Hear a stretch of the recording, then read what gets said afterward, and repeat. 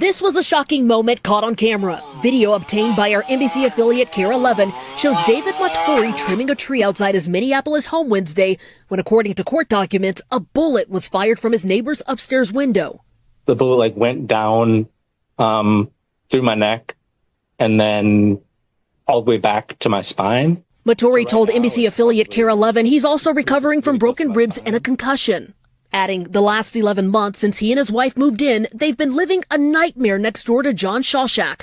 Court documents show the victim called police 19 times prior to the shooting for incidents including harassment, hate speech, and verbal threats. It also says Shawshak suffers from mental illness. Shawshak has been charged with attempted murder, but he is not in jail. Police allowing him to stay in his home because they say he's a threat to himself and others. The likelihood of an armed, violent confrontation where we may have to use deadly force with the suspect in this case is high. That excuse sparking community outrage. We have to take violent criminals off the street. So I'm not a police officer. I don't know how that gets done, but I know it needs to get done.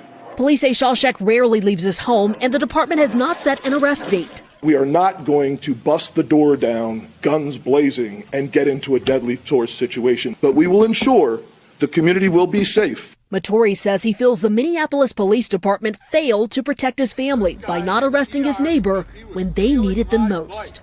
If you're saying you're scared, what does that do to me, you know? Like, you have this body armor, you have the professional training. Dana Griffin, NBC News. Yo, so we back in here for another edition of F-ya-Motha, and there's just another testament to how the Minnesota Police Department is racist, because had that been a black dude that somebody said he was just in the area, they would have went in there guns blazing. The fact that they actually said they wasn't going to go in there guns blazing lets you know that they're handling this with kid gloves, because either they know the dude, somebody in his family is in law enforcement, or the fact that he's white, they just don't want to gun him down. Right there is just bias. Now, I'm not saying go in anybody's house and gun them down. I'm just saying, if people need to be gunned down because they shoot at you got black people that's getting shot, not even doing shit. If I'm not mistaken, this is Minnesota. Philandale Castile was driving down a highway, and he let the police officer know that he had a firearm and he was like permitted to carry it, and he was shot. He wasn't reaching for shit. So the fact that this dude done blinked the man while he cutting down a tree, and they don't want to run up in there and risk their lives when they probably got SWAT armor and shields and shit.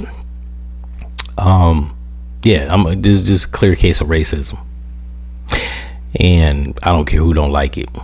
And YouTube, I'm not promoting racist or race baiting or racist material. I'm literally just broadcasting the news, shedding light on shit that needs to be shed light on.